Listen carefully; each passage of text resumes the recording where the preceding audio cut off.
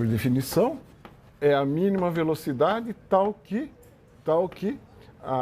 uma partícula atinja o infinito com velocidade igual a zero. Então eu vou fazer a seguinte situação. Eu tenho a Terra aqui está o infinito, né? Essa partícula chega ao infinito com velocidade zero e ela é lançada da superfície da Terra com uma velocidade VE.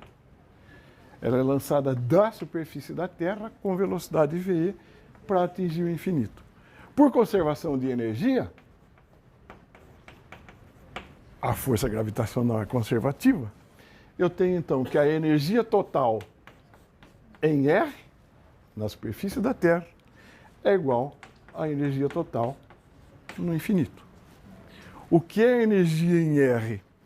É meio de mVe quadrado, a velocidade que eu preciso dar, mais a energia potencial em R, que é Gmm sobre R. Aqui eu escrevi K mais U.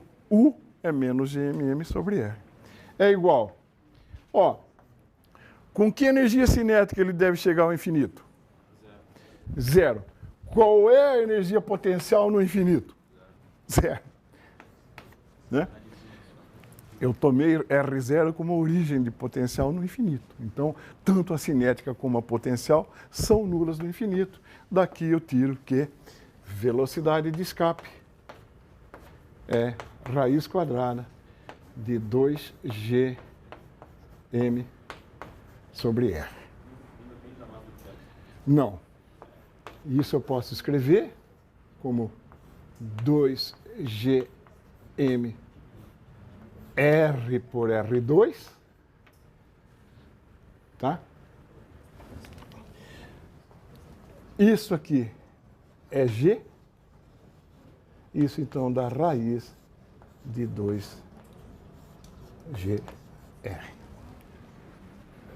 G na superfície da Terra é conhecido, seu raio também. Essa velocidade de escape dá da ordem de 11,2 km por segundo. Então, você tem que dar essa velocidade burral para que uma partícula atinja o infinito sem retornar.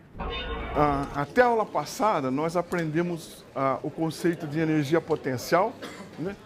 E estabelecemos um importante teorema de conservação que nos ajudava a resolver as equações de movimento sempre que as leis de Newton eram de difícil aplicação. Fizemos exercícios, vocês tiveram aula exploratória. Hoje, a gente vai aprender um novo conceito. Eu já adianto qual é, apesar de ainda não estar na lousa, vai estar na segunda parte da aula. Vamos aprender um novo conceito chamado momento linear. E a exemplo da conservação de energia, vamos estabelecer a conservação do momento linear, que também vai ser uma ferramenta importante para ajudar a gente a resolver problemas. Antes disso, de chegar no momento angular, nós vamos tratar de um ponto muito peculiar, muito importante de um sistema de partículas. Esse ponto goza de certas propriedades. E, de novo, o seu conceito nos vai ajudar. De que ponto eu estou falando? De que ponto de um sistema de partículas eu estou falando? Do centro de massa de um sistema de partículas. Então, antes de mais nada, vamos estabelecer o que é o centro de massa e de que propriedade, então, esse bicho goza.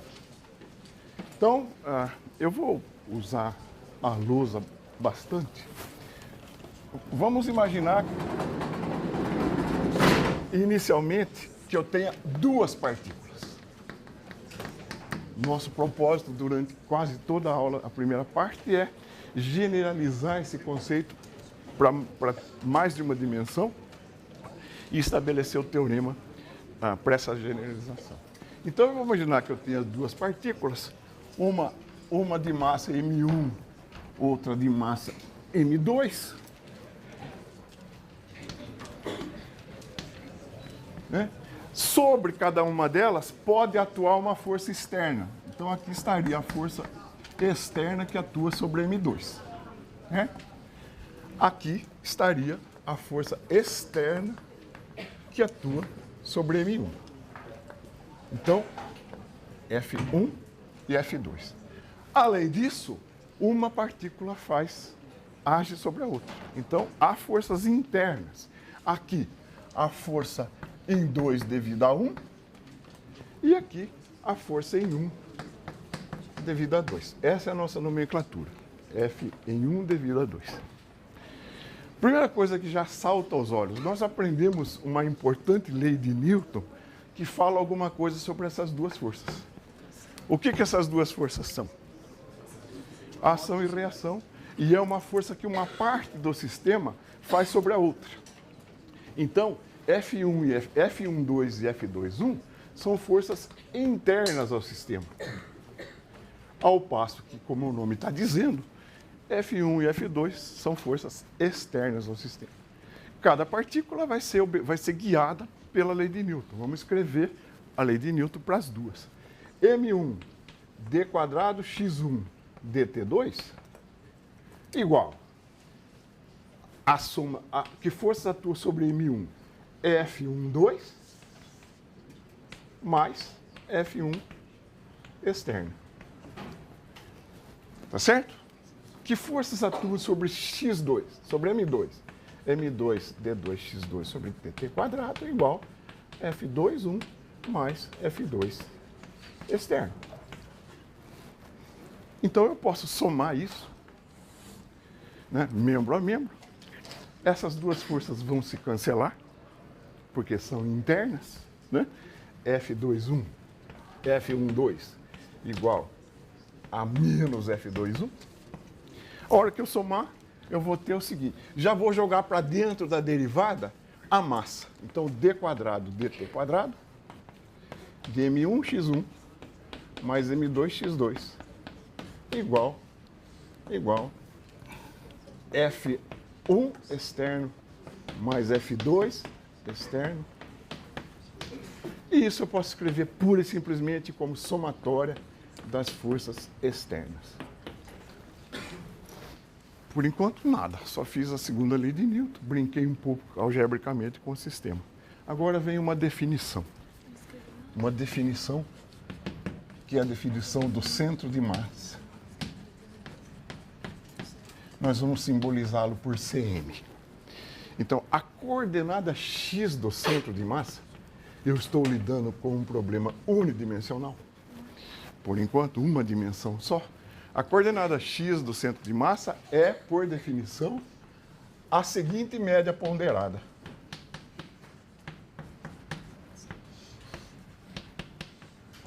Que eu posso escrever como somatória de MI/XI sobre a massa total M. M é a massa total. Definição. Centro de massa é essa média ponderada aqui. Se eu olhar para cá,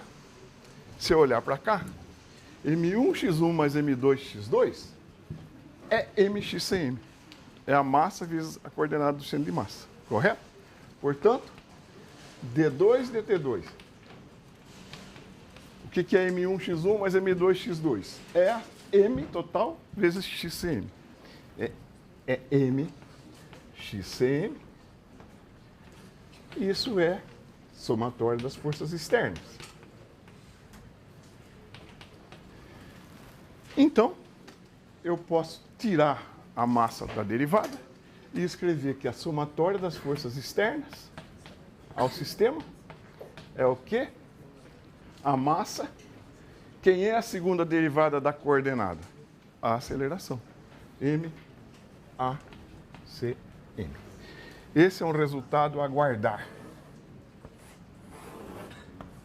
Se todo mundo está enxergando lá?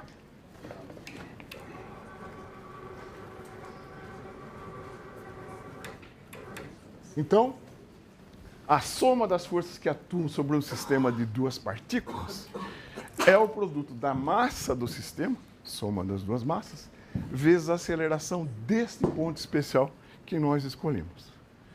Então, já vem a primeira informação importante sobre o centro de massa, né? O centro de massa de um sistema de partículas responde a uma força externa como se toda a sua massa estivesse concentrada no centro de massa. Então, é um ponto que se supõe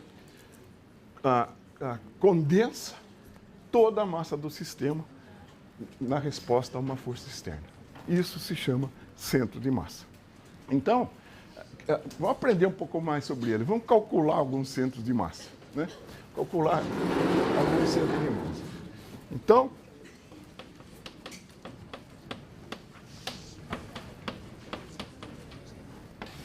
primeiro caso, eu vou supor que as duas partículas são iguais. Vou supor que as duas partículas são iguais. Então, eu tenho M1, eu tenho M2 na posição x2, M1 na posição x1. O que é o centro de massa desse sistema? É aquilo de sempre, M1x1. Mx1, as massas são iguais, tá? Igual a M. Mx1 mais Mx2 sobre 2M. Então, é x1 mais x2 sobre 2. Ou seja, para um sistema de duas massas iguais, o centro de massa está exatamente no ponto médio das duas. Aqui está o CM. Legal? Isso já é um primeiro passo na discussão do importante problema das simetrias, quando a gente estiver estudando centro de massa de objetos contínuos. A segunda situação, eu vou supor que eu tenha uma massa M muito maior que uma massa M, né? Então, a situação é assim, M, e aqui uma massona M, certo? A uma distância L. Bom, primeira coisa que a gente pode observar. O centro de massa de um sistema de partículas é uma propriedade do sistema. E então não pode depender da escolha que eu faça para a origem de coordenadas ao tentar descrevê-lo. Como é uma propriedade do sistema, a minha escolha da origem é irrelevante. Então eu posso colocar a minha origem aqui. Tá? Aqui. Coloco a origem O em cima da massa EMAN. Então o que é o centro de massa desse sistema aqui? É EMAN vezes zero, né? EMAN vezes zero mais Eminho vezes L sobre Emão mais Eminho. Emão mais Eminho é uma linguagem coloquial. M maiúsculo, M minúsculo. Ora, se M é muito maior que M, esse quociente se aproxima de zero. Ou seja, o centro de massa está em cima da massa muito maior. E um caso intermediário, que eu vou fazer aqui, um caso intermediário, é uma massa M e uma massa 2M. Então, a massa M aqui, a massa 2M aqui, distantes L, né? Por definição, XCM.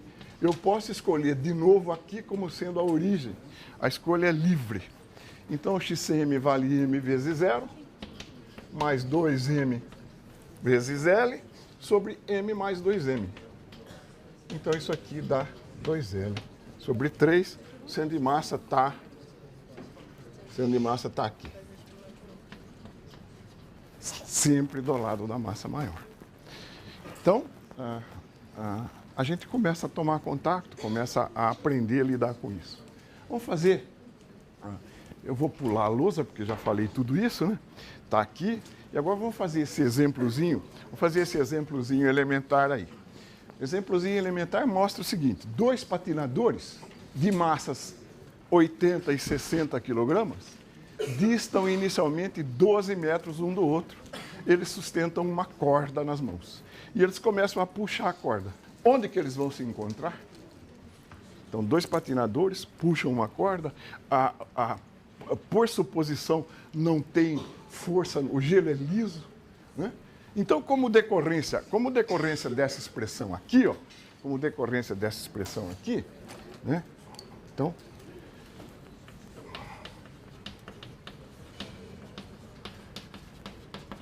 como decorrência da expressão soma das forças externas igual a M ACM, se não houver força externa sobre um sistema, a velocidade do centro de massa é uma constante. A aceleração é nula, Portanto, a velocidade é uma constante. Legal? Um conceitozinho cinemático. Então, lá, as únicas forças que atuam sobre os patinadores são suas forças internas. Então, é esse caso aqui. A velocidade do centro de massa é uma constante. Se originalmente ela era zero, continua sendo zero. Então, eles puxam. A hora que eles se encontrarem, em que posição eles vão estar? O centro de massa ou se move com velocidade constante ou está parado. Então, a hora que eles se encontrarem, o centro de massa de duas coisas juntas, né, é o lugar das coisas juntas. Ou seja, os patinadores vão se encontrar no centro de massa do sistema. Então, eles vão se encontrar na posição XCM, igual de novo, 80 vezes 0, mais 60 vezes 12, sobre 80 mais 60. Isso dá 720 por 140, aproximadamente 5,1 metros. Isso quer dizer que os patinadores vão se encontrar, né, um pouco desenterrei minha vara de pescar, vão se encontrar uma posição um pouco antes do ponto médio das duas, do ponto médio dos dois patinadores. Alguém não entendeu? Isso, por enquanto está tudo muito fácil, né? Uma dimensão, duas partículas. Nós vamos começar a melhorar um pouco o nosso tratamento. Primeiro passo no sentido de melhorar é ver o que acontece quando você tem não uma nem duas, N partículas. Disso que a gente trata agora, tá? Então, generalização para o sistema de N partículas.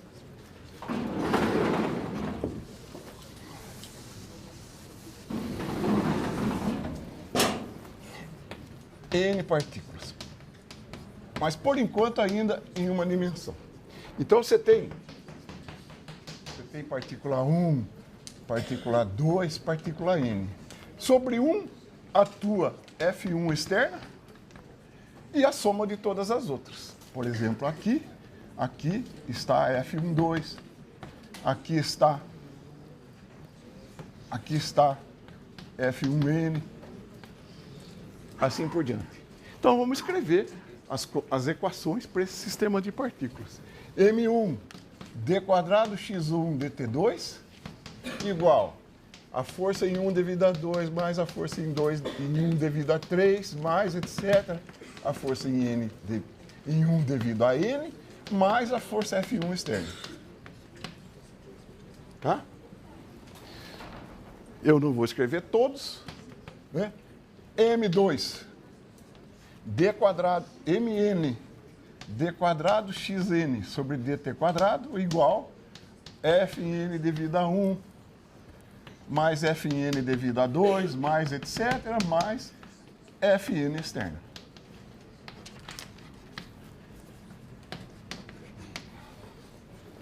Agora, a gente sabe que vale a terceira lei de Newton par a par, né? Aqui, na segunda equação, aparece força em 2 devido a 1 que cancela com essa. Na última equação aparece Fn em 1 que cancela com essa. Ou seja, as somas internas, todas, cancelam-se aos pares, né? F internas cancelam-se aos pares. Quem sobra? A força externa. Então, mais uma vez, eu já vou escrever as massas dentro do parênteses aqui, mais M2x2, mais MNXM. O que é isso? O que é isso? Soma das forças externas. Somatória das forças externas. E a exemplo do que fizemos em duas dimensões, o centro de massa de N partículas é definido como M1 x1 mais etc. mais Mn xn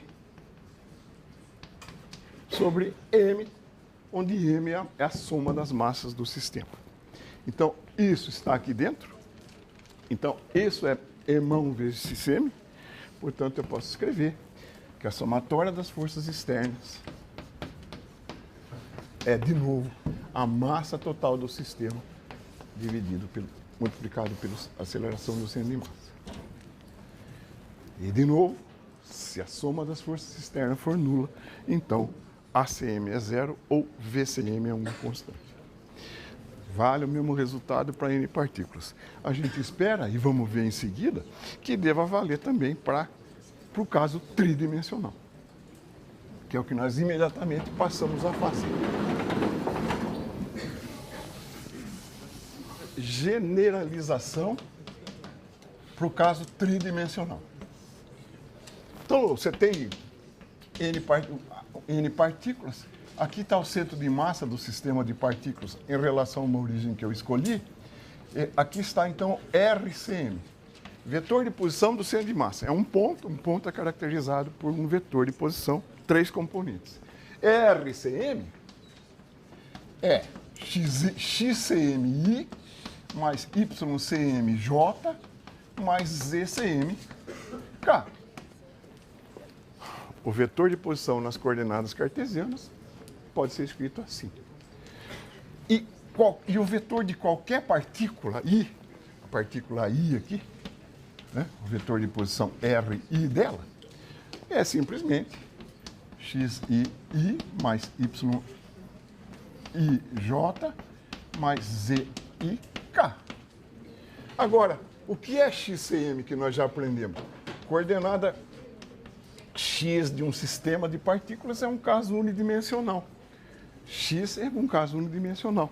Então é M1x1 mais etc. mais MNxN sobre a massa total M. Como sempre, a massa total é a somatória de todas as massas do sistema. Tá bom? Isso é XM. O que é YM? YCM. A mesma coisa, só trocando X por Y.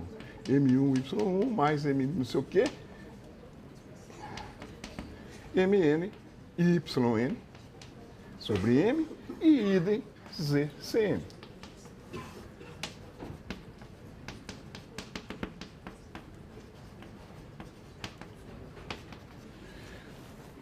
Então agora eu vou pegar isso e levar aqui. Isso aqui é somatória de MI e YI, né? A somatória de MI vai aparecer em todos, então eu posso escrever daqui de cima, eu posso escrever que o vetor de posição do centro de massa é simplesmente 1 sobre M, somatória. O que é MI, YI vezes J?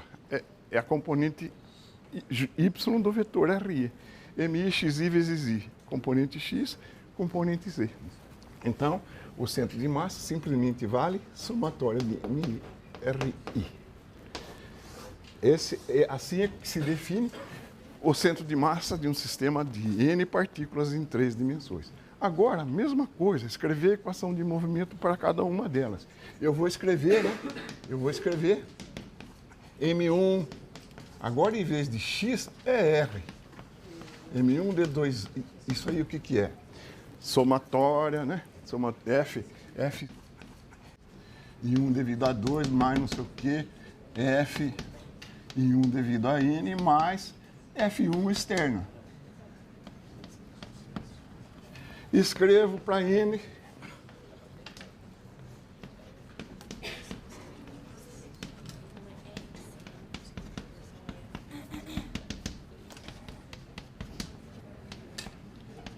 e somo isso de novo. Na hora que eu somar, essas forças internas se cancelam e eu simplesmente vou ter d quadrado dt quadrado da somatória de MI e RI igual somatória das forças externas. Isto é MCM. De novo, então, d quadrado dt quadrado de MRCM igual a soma das forças externas. E eu recobro de novo o já cansado teorema do centro de massa. A soma das forças externas que agem sobre o sistema é a massa vezes a aceleração vetorial do centro de massa. E, de novo, se a soma das forças externas for nula, a aceleração do centro de massa é zero ou a velocidade do centro de massa é uma constante. Então, seja qual for o tamanho do sistema, ele cumpre essa relação. De novo, o centro de massa é um ponto do sistema, né? É um ponto, ele não precisa pertencer ao sistema necessariamente. O centro de massa é um ponto que responde à ação de uma força externa como se concentrasse toda a massa do sistema. Agora, acho que vem dois slides interessantes. Olha, aí são três situações que cobrem essencialmente o mesmo conceito, né? Primeiro, um atirador de faca lança uma faca, a faca no ar roda sobre si mesma, né? E, enfim, atinge o objetivo lá. Que forças externas atuam sobre a faca durante o voo? Somente a gravidade. Eu estou desprezando a resistência do ar. Então, a faca é um projétil, não é? Não é igualzinho um projétil? Sobre um projétil atua só a força da gravidade. Que trajetória um projétil descrevia? Que trajetória o projétil descrevia? Uma trajetória parabólica. Então, o centro de massa da faca descreve essa trajetória, embora a faca em si faça um movimento difícil de quantificar. Mesma situação, a hora que você atira uma moeda para cima. Atira a moeda aqui e pega aqui. Durante o voo, a moeda roda sobre si mesma, se torce durante o movimento, mas você joga aqui, pega aqui. Sobre a moeda atua também apenas a força de gravidade. Durante o voo, a força de gravidade atua sobre a moeda, como se a moeda concentrasse a massa no CM. Então, o movimento do centro de massa da moeda é também esta parada. E aqui, finalmente, um submarino dispara uma bomba. Antes de explodir, nós já estamos cansados de saber. A trajetória é parabólica pelas mesmas razões daqui e daqui. Quando a bomba explode, cada fragmento aponta para uma direção. Mas o centro de massa da bomba continua sendo atuado pela força externa. Então, o centro de massa da bomba completa a trajetória inicial. O centro de massa da bomba, antes ou depois da explosão, descreve a mesma trajetória. Por quê? Porque na explosão só atuam forças internas ao sistema. Então, as forças internas não governam o centro de massa. Quem governa é a força externa, então tanto faz aqui como aqui. E agora um outro desenho, variações do mesmo tema, né? Um camarada pega um taco de beisebol, pela a ponta do taco e atira o taco. Não vou jogar a vara porque vai fazer barulho à toa, né? Então, ele joga o taco. Isso aí é uma fotografia, tem marcas sobre o taco, né, que podem ser fotografadas. Isso aqui, essa trajetória maluca aqui, né, é a ponta do taco. Essa trajetória aqui, é a trajetória da outra ponta do taco. Mas o centro de massa do taco, que não fica no ponto médio porque a distribuição de massa não é igual, ele está sempre do lado do mais pesado, fica mais ou menos aqui. O centro de massa descreve esta familiar trajetória que é uma parada. Legal? Então, acho que ficou sedimentado esse conceito. Vou fazer uma continha boba, lidar com o centro de massa em mais de uma dimensão. É um centro de massa agora, num caso bidimensional. A situação é a seguinte, são três partículas caracterizadas aqui na lousa, M1 aqui, x igual a 0 igual a y, M2 aqui, x igual a 0, y igual a 3, e M3 aqui, y igual a 0, x igual a 4, as massas são 1, 2 e 4 quilogramas respectivamente. Então, sem perda de tempo,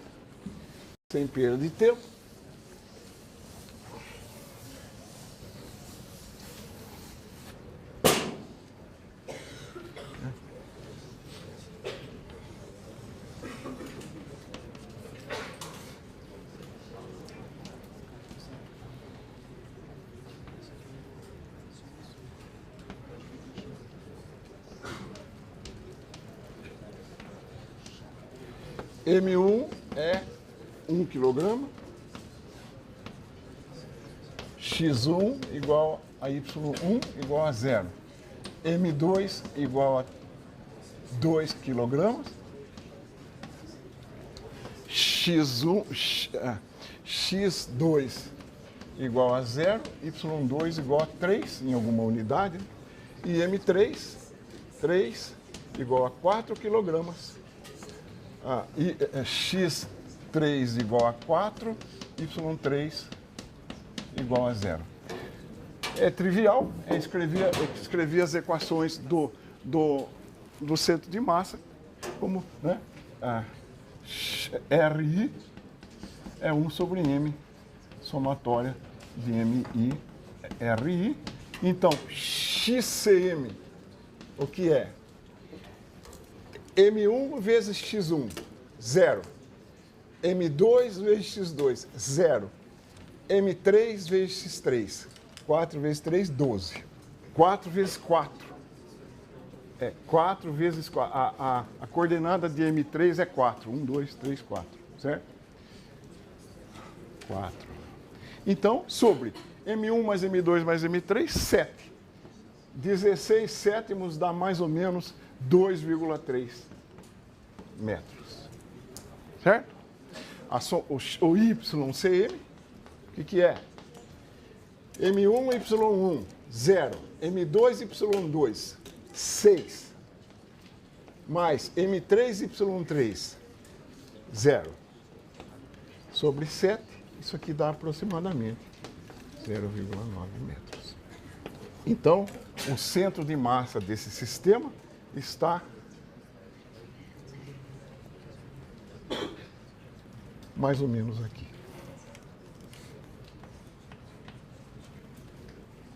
Tá bom?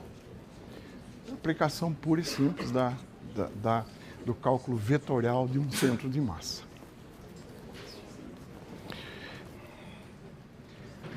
Agora, a coisa começa a complicar um pouco, porque até agora nós enumeramos as partículas, né? 1, 2, N. Se tiver 1 milhão, eu faço uma soma de 1 milhão de termos. Mas e se agora eu pegar um corpo contínuo como esta vara? Essa vara é um sistema de partículas compostas de 1 zilhão de partículas que eu não posso mais enumerar. 1, 2, 3, N. Então nós vamos ter que aprender como lidar com o centro de massa para sistemas assim.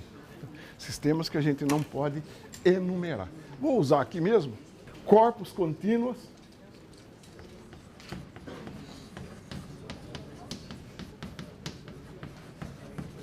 E eu vou supô-los uniformes. Um corpo é uniforme quando a sua distribuição de massa não muda, né? Não muda. Então, eu vou imaginar simbolicamente aqui um corpo, está aparecendo um volume, e dentro desse volume eu pego uma massinha infinitesimal, um dm aqui.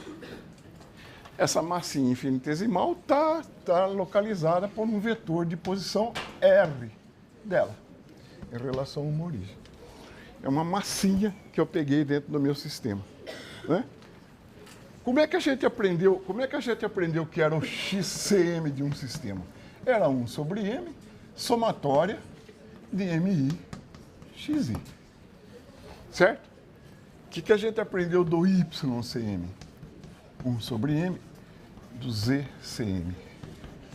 1 sobre M, somatória de MI, YI, somatória de MI, ZI. Então, eu tinha que pegar cada massinha e multiplicar pela sua coordenada correspondente. No caso contínuo, o que essa soma vira? Vira uma integral. O XCM passa a ser 1 sobre M, no lugar da soma, integral de x dm. Aqui, 1 sobre M, integral de y dm, e aqui 1 sobre m, integral de z dm. Nós estamos falando do dm, e eu fiz aqui um gráfico simbólico. Essa massa dm pode estar num fio, numa superfície ou num volume. Fio, com massa, uma superfície com massa ou um volume com massa. Então, para cada caso, nós vamos ter que definir o que é ODM. Para isso, a gente define a densidade linear de massa,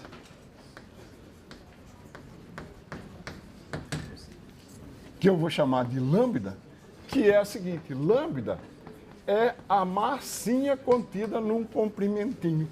A massa elementar contida num comprimento elementar.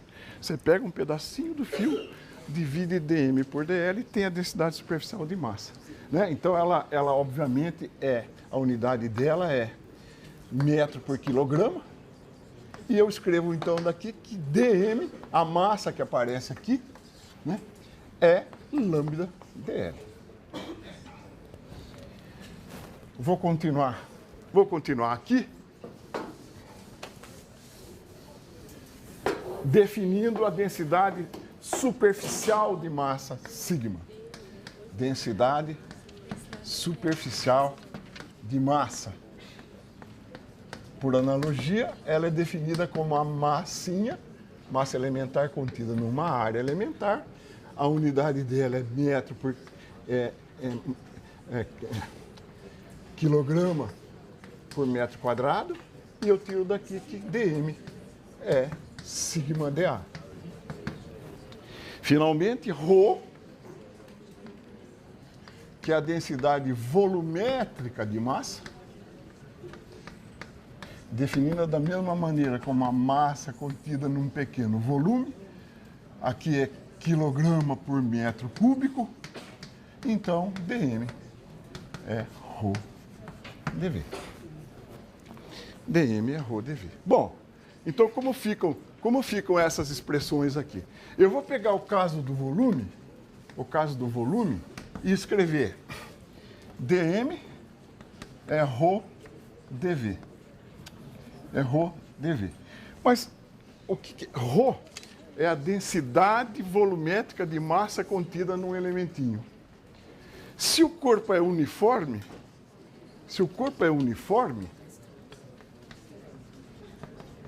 né, o meu dm eu posso escrever como a densidade do elementinho é igual à densidade do corpo total se ele for uniforme. A massa está igualmente distribuída. Então, no lugar de ρ, eu posso simplesmente escrever a massa do sistema pelo volume do sistema. Isso no lugar de ρ dV. Portanto, aquela expressão, por exemplo, o xcm, o que é? 1 sobre m integral de x dm, no lugar de dm eu escrevo m sobre v dv, e isso dá 1 sobre v integral de x dv. Idem, ycm é 1 sobre v integral de y dv, e zcm é 1 sobre v integral de z dV. Essas integrais, né? Essas integrais são triplas. Uma integral tripla, que deve, a princípio, espantar um pouco a gente. Mas, daqui a pouco, sim. Ali seria quilograma por metro, não seria na densidade linear? Com certeza. Desculpe. Obrigado de você ter chamado a atenção. Quilograma por metro. Eu troquei a ordem do quociente aqui. Obrigado. Então, em geral, essas integrais são triplas, que parecem complicadas de fazer. Mas, principalmente daqui a pouco, quando a gente aprender simetria, né, nós vamos ver que quase nunca nós vamos precisar fazer uma integral tripla dessa. Usando o conceito de simetria e raciocinando um pouco, nós vamos fazer poucas integrais e quase sempre integrais em uma dimensão. Quando a gente vai ganhando experiência, e isso aí é um eufemismo para dizer que a gente está ficando velho. Então, quando a gente vai ganhando experiência, qualquer coisa remete a gente a uma historinha. Numa prova de cálculo de um curso de cálculo de uma faculdade, de uma universidade co-irmã nossa, caiu um exercício de cálculo para o sujeito achar, né, caiu uma integral tripla lá, dv, e o resultado devia ser um volume, tipo A vezes B vezes C, 3 dimensões lineares. E aí, então, durante a prova, esse aluno substituía as coisas, trocava os extremos, não sei o quê, fez as contas, achou V igual a menos ABC. Aí, ele parou e pensou, tem algo errado aí. Menos ABC. Começou de novo. Desde o começo, substitui, calcula, não sei o quê. Mesmo resultado, menos ABC. A prova estava chegando ao final. Então, ele fez um asterisco de chamada assim, e no pé da página ele pôs OBS. Trata-se de um buraco.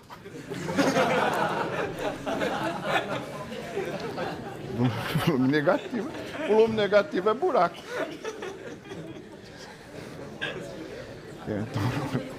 Então, não sei se é verdade, acho que é gozação.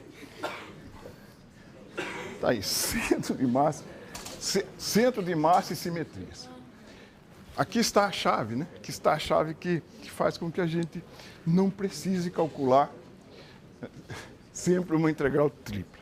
Então, quando um corpo tiver ou um centro de simetria, ou uma linha de simetria, ou um plano de simetria, o centro de massa tem que estar aí. O centro de massa está em algum elemento de simetria que o corpo tiver. Por exemplo, a circunferência tem um centro de simetria. O centro de massa de um anel circular está no centro do anel. Acho que ninguém objeta isso, né? E é meio óbvio. Por quê? Para cada ponto que eu escolher no anel, existe um simétrico aqui que faz com que o centro de massa caia no meio. Você lembra do x1 mais x2? Você lembra disso? Né? Pontos simétricos, o centro de massa está equidistante dos dois. Então, completando o anel, cada elemento tem um simétrico, o centro de massa só pode estar aqui. Isso aqui é um triângulo, né? Um triângulo.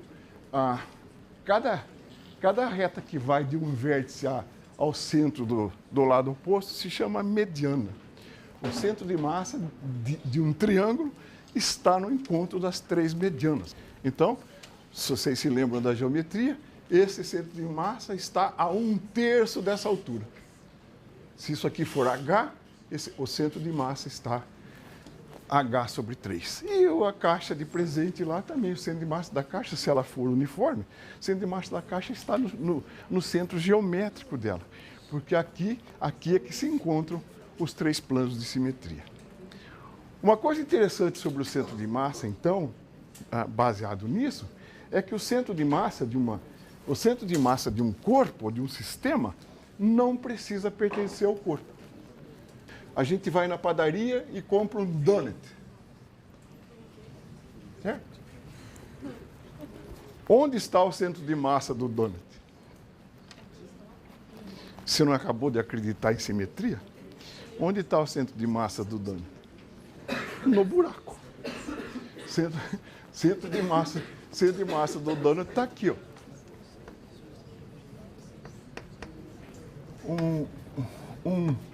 Um sapato de cavalo, vulgo ferradura, né?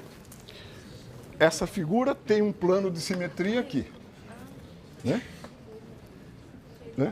Então o centro de massa está nesse eixo, só que fora da ferradura. O centro de massa provavelmente está aqui.